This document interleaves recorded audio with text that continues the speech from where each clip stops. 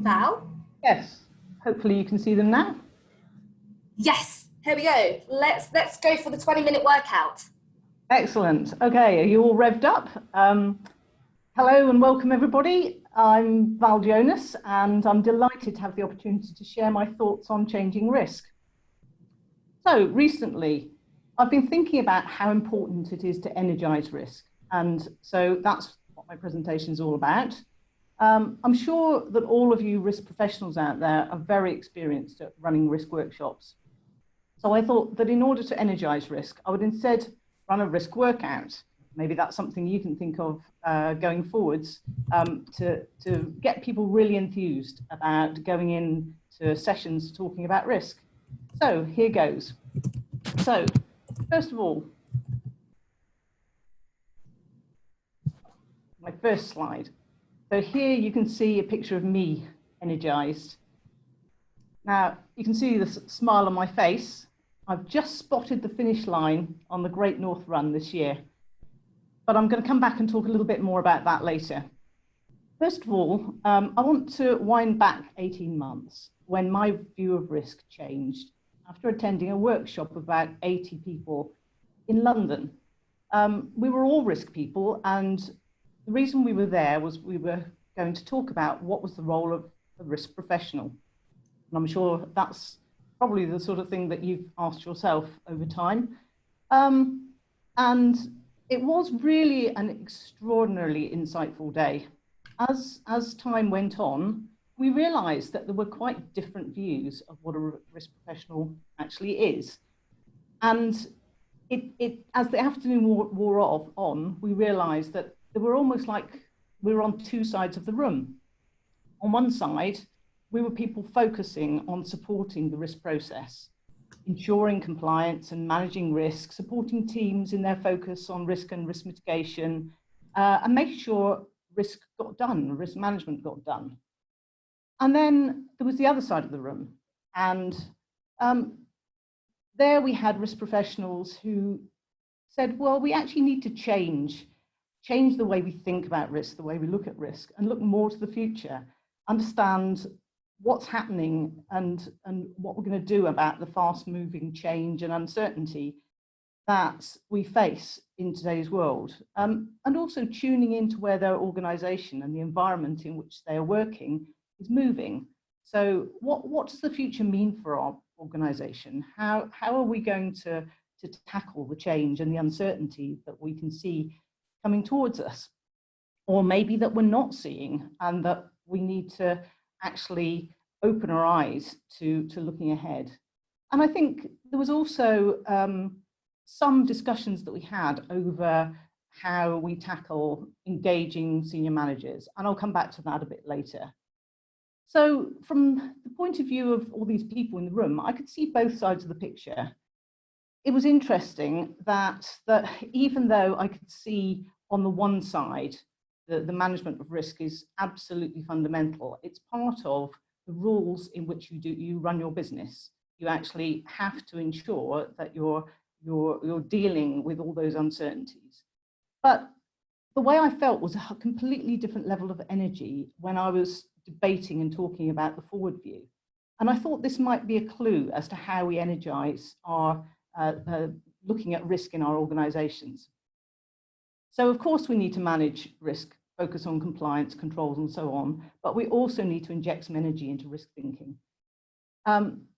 Which brings me to the Great North Run. It was about the same time as that London workshop that my daughter persuaded me to take up running.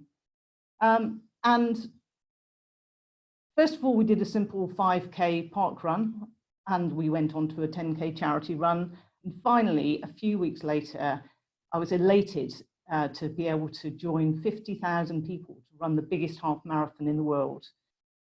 It's been a fantastic experience, from first pushing ourselves to get motivated and get out there. And park run, I have to say, was a great motivator. But as we found our sore muscles reduced and we got more stamina, it was great to experience the clear head you get after a good run and the ability to think clearly and feel positive. And so it's given me lots of ideas about changing risk by boosting positive thinking. sometimes facing risk and uncertainty can feel like an assault course, whether it's just us dealing with it or we're trying to carry our organizations with us. You've got to work out how to get over and under and around those obstacles. But when you're thinking positively, you'll find that you start using positive words, and it's so much more exciting to be talking about things in a really forward-looking way. So I want you to think about how you use the words when you talk to people at risk. Things like capacity, power, dynamism. I'm sure you can think of many, many more. It's all about being creative about risk and taking our organizations with us in a positive way. So that run, I couldn't have done it on my own. It was a journey I took with my daughter, and we each boosted each other's morale, which takes me on to thinking about risk synergy. Let's have a look at what does this mean. So synergy is the creation of a whole that's greater than the parts, and it comes from the Greek word meaning working together. In a changing world with events moving ever faster and an expectation that data is available at the touch of a button in our digital world, senior managers are asking for more information at very short notice. Great risk practice is going on across various parts of our organizations, from functions to programs and projects, operations and in strategic planning. Unfortunately, this is often happening in pockets or silos around the business, and trying to provide a coherent picture to management is an increasing challenge. As risk professionals, we're expected to bring all this information together, harnessing these separate pockets of risk energy into a coherent whole is something that we are challenged with. And it can bring so much more than just providing a joined up picture. It allows us to identify important risks that we may not have previously thought of. An example springs to mind when I did some work with a large global organization, bringing together their functional managers to brainstorm risk across their functions. And it was truly eye-opening for me that everyone in the room started identifying cross-functional risks that weren't on any risk register up to that point. For example, the engineering lead expressed concern that the Windows 10 upgrade might have a serious impact on a couple of major project milestones coming up. The IT manager expressed great surprise and said it would be easy to rearrange their rollout program to accommodate those milestones. And so it went on, not only identifying risks, but solving them in the same session. Connecting risk is also a way in which organizations can spot trends and weak points, and also opportunities and ways of gaining competitive advantage. It can be mind-blowing. We can all learn from each other, and action is often easier than we think, especially if we act early enough. Human beings are ingenious, and if we pool our ideas, we can do amazing things. Once we know what we're facing, it's much easier to deal with things. Which brings me to some more strong words. Perspectives. Understanding risk from different perspectives can really support new ways of thinking. Knowledge, shared and pooled knowledge knowledge is king, and also communication. If we don't communicate risk across our organizations, how are we going to know what are the big challenges that we face? Which brings me on to how we risk professionals talk. How do we talk to senior managers, the C-suite and the board? So about a year ago, we started working on a white paper exploring risk intelligence and trying to understand what challenges face us across the organization. First of all, we realized that risk actually has bad PR. So as risk professionals, we're all completely sold on risk management. But what about the rest of the organization? Perhaps they aren't so keen. It just tends to give them the feeling of negativity, red cards being put up, and it's not part of their day job. They've already got a job to do, and then you're asking them to do risk on top. So how do we change the way people think about risk and its bad PR? So we decided that one of the things that maybe we need to think about doing is stop using the phrase risk management, because senior managers don't tend to talk about risk management, they just talk about risk. risk and opportunity. So we thought maybe that's one of the things that we could do as risk professionals, change the way we talk about risk. If you look at successful business leaders, for example, Ed Catmull of Pixar, one of his quotes, "It's not the manager's job to prevent risks, it's the manager's job to make it safe to take them." So we all need to think about how our organizations regard risk and whether they see it as something to be avoided. And of course, being risk averse is effectively taking risk. We all know that as risk professionals, but we have to find ways of helping our senior managers understand that. Another quote that I really love from Wayne Gretzky, the Canadian ice hockey pro: "You'll always miss 100% of the shots you don't take." We've got to get out there and do it. Otherwise, our organizations are going to slowly slide against the uncertainty we face in the future.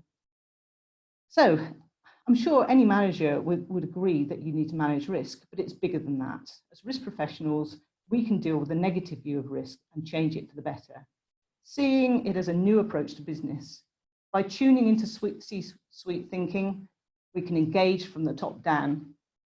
So some of the words we might use are thinking about what is the company's vision for risk?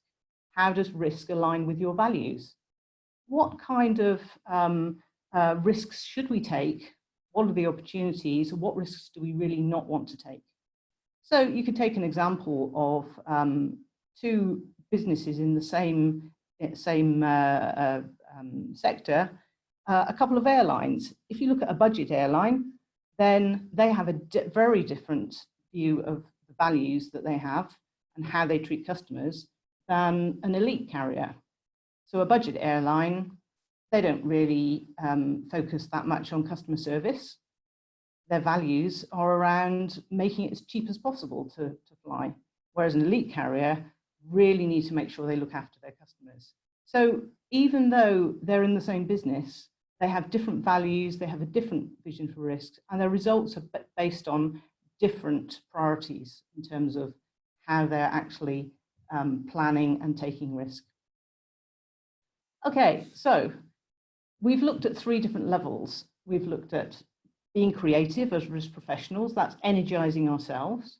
We've looked at risk synergy, which is around energizing our teams, our organizations, cross-functional, across all the different operational and change programs and strategy. And we've looked at the leadership and risk intelligence from the top down in the company.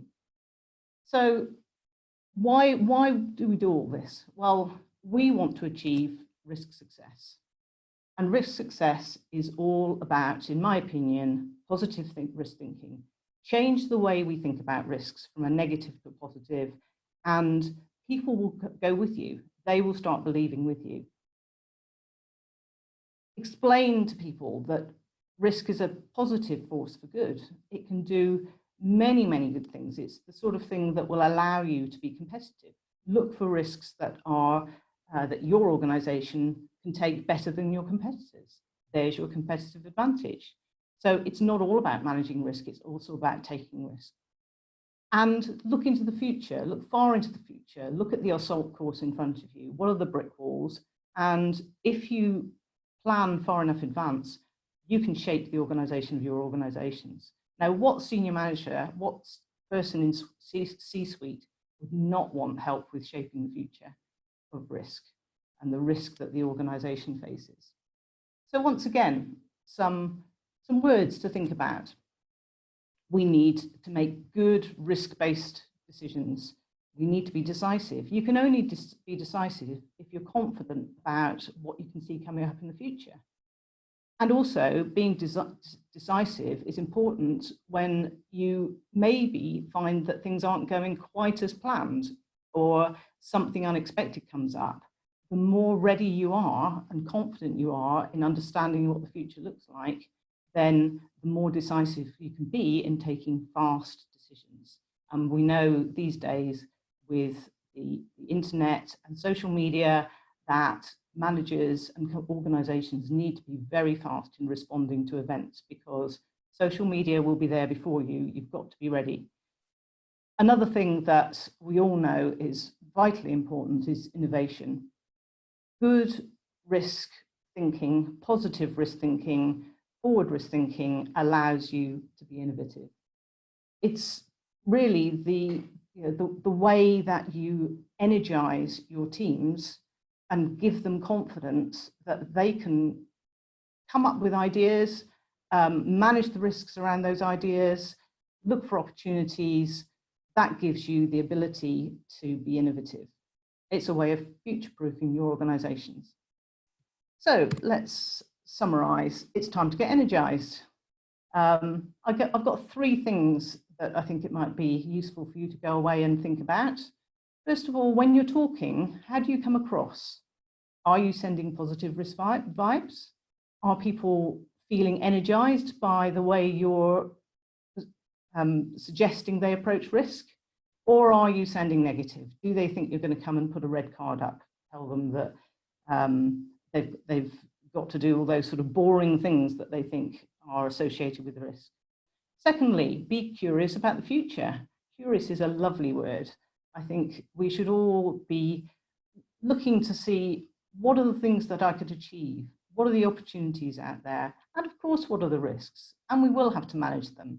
But being curious about the future means that you're ready for the uncertainty that's coming up. You're not just looking at your feet, you're looking far across the horizon. And lastly, but I think the most important, is believe in the power of risk. Because if you believe, then the people you are associated with, they will believe in. And if you're positive, they will be positive too. I go back to my first 5K run and think, it was raining and I was really feeling nervous. But we did it. And as soon as you realize you can do it, then you realize the power of you can do anything you want. Okay, so we come to questions, I think. Thank you for listening.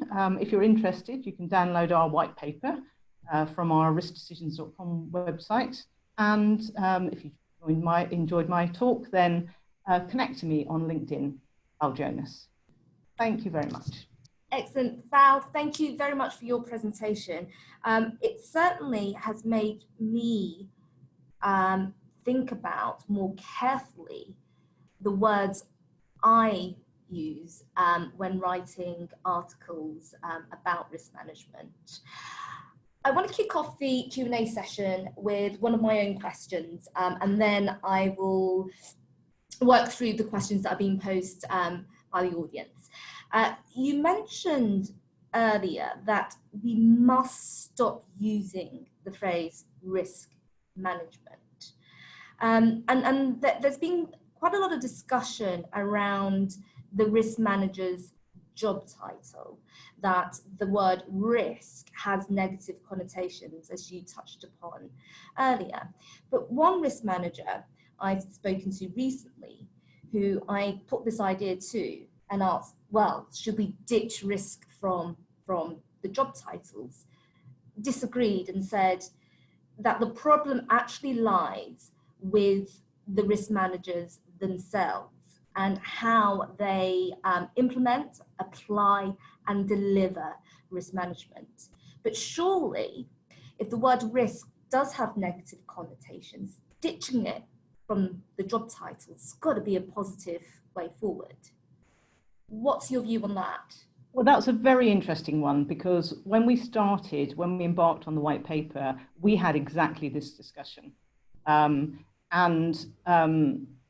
Actually, our view is that risk, it's not that risk is a bad word, it's the context in which we use it that can be quite bad. Oh, sorry.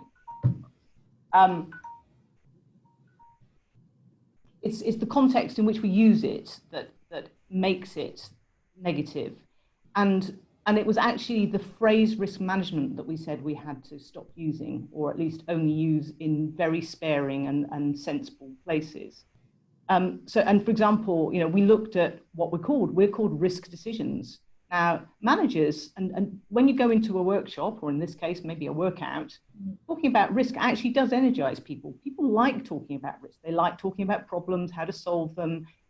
Human beings are really enthusiastic about problem solving when you give them some headspace, a bit of time away from their day job. And so I don't think it's the word risk that's a problem. I think it's the phrase risk management.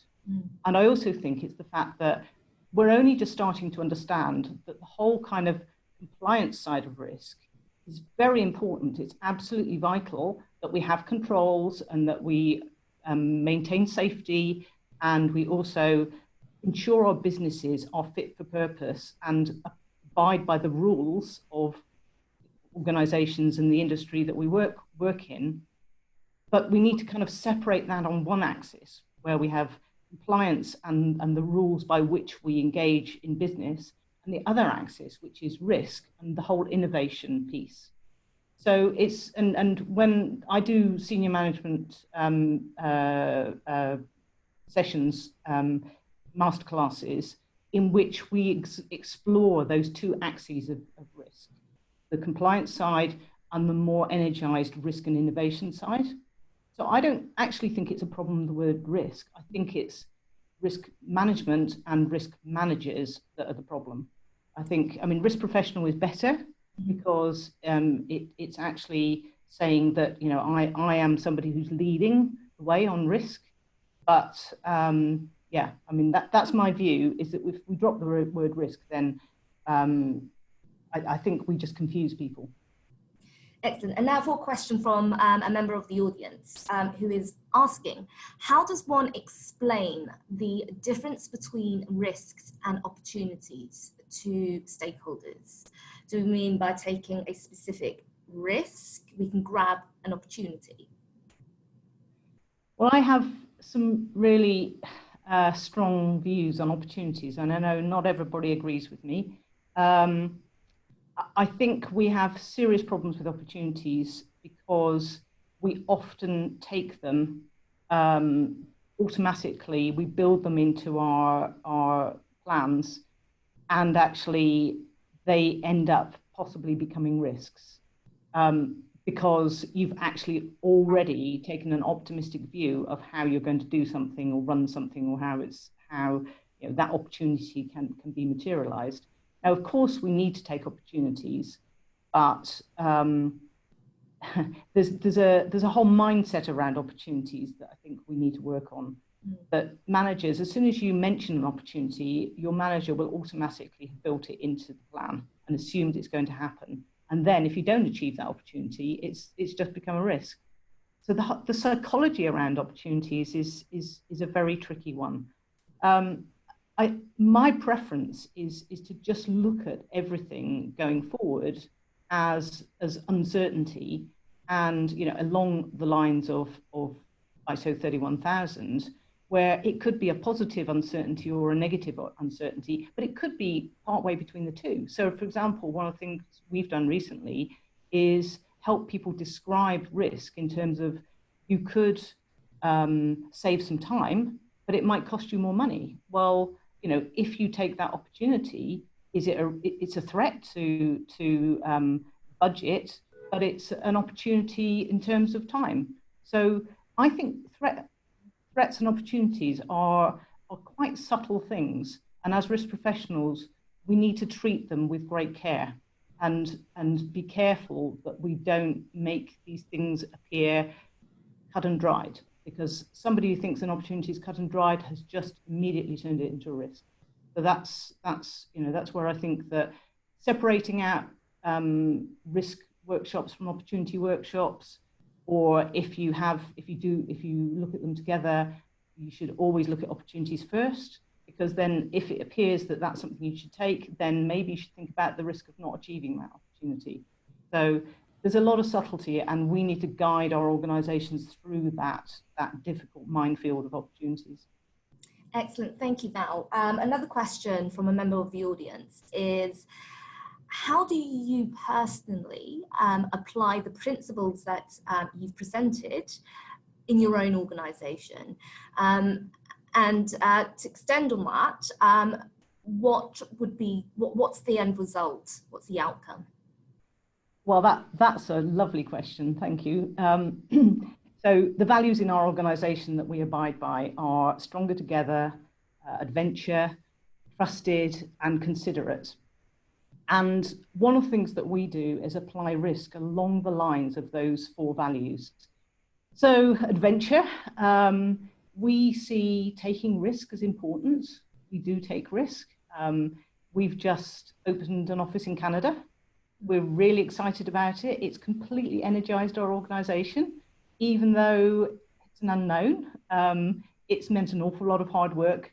Risk it's not easy taking risk. It does mean hard work, but when it's positive, then it's 10 times more easier than when it's negative things that you're trying to deal with. So yes, adventure. We encourage everybody in the organization to have fun. When you're going into a meeting with a customer, we talk to each other and say, okay, let's have fun. This is going to be good. Because if you go in with a smile, somehow the entire thing it lifts everything you do. Stronger together, absolutely. Stronger together when positive things are happening, but also when negative things are happening. And it's amazing as a team, if you have that positive view of things, that actually, even when you go through tricky periods, then you share those things, and actually you can come out of it even stronger than you were before. And of course, the other values are fairly standard: trusted, considerate. Considerate is about listening. Listen to what other people have got to say. You can learn so much from a risk point of view if you just listen. It's one of the things over the years I've felt I haven't done enough of, and I feel like I'm talking too much now. But yes, listening is really important. Excellent, thank you, Val. I want to explore one of the concepts that you spoke about earlier, about encouraging risk managers to be more creative. Mm-hmm. We recently conducted a survey where we asked our readers, what is it that is slowing down innovation and change? And I just want to share some of the comments that we got from our respondents and just get your view on this. So one respondent wrote, risk management is only considered a compliance requirement with no bearing in strategy setting or decision making. Another respondent wrote that the thing that's slowing down change is the concept of ERM and the titling most risk functions as risk managers, which we touched upon. So what is your view on how risk managers are perceived internally, that they are really seen as a compliance professional? Yes, well, I think that's a very, very interesting and very topical right now, because I think risk management, or the thinking around risk, is kind of coming to a key point of change. And obviously we're talking about changing risk here. And I guess this comes back to what I was saying earlier about these 2 axes of risk. One is the compliance axis, the rules that allow you to be in business, and the other is the innovation risk axis, which is the ability for you to win the game, to be successful. And I think as risk professionals, at times we can be our own worst enemies, because we allow ourselves to be seen as those kind of rule, the people who define the rules, as opposed to the people who enable fresh thinking. And if we have those 2 sides of our job, we've got to work out ways in which we can clearly signal to people when we're being the rule definer and compliance, and when we're being the innovation specialist.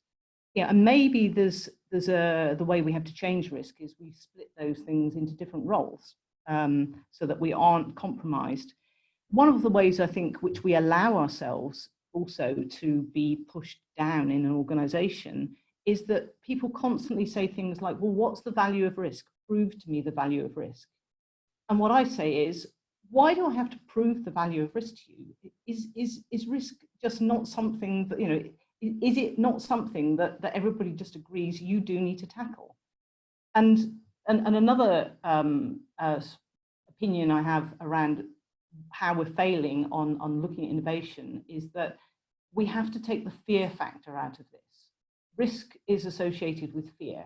Fear, and a lot of this has come from things like safety and all of those things are absolutely fundamental to the way we run our businesses. We cannot injure people.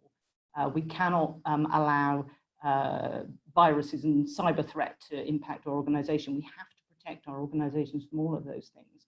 But that just gives people this constant feeling of fear, that risk is all about fearing what might happen to us, instead of saying, hey, what could we go out there and do? What are the really exciting things that we could, where could we take this organization? Yes, we have to abide by the rules, but it's just like playing a game of football or whatever. The offside trap is very important.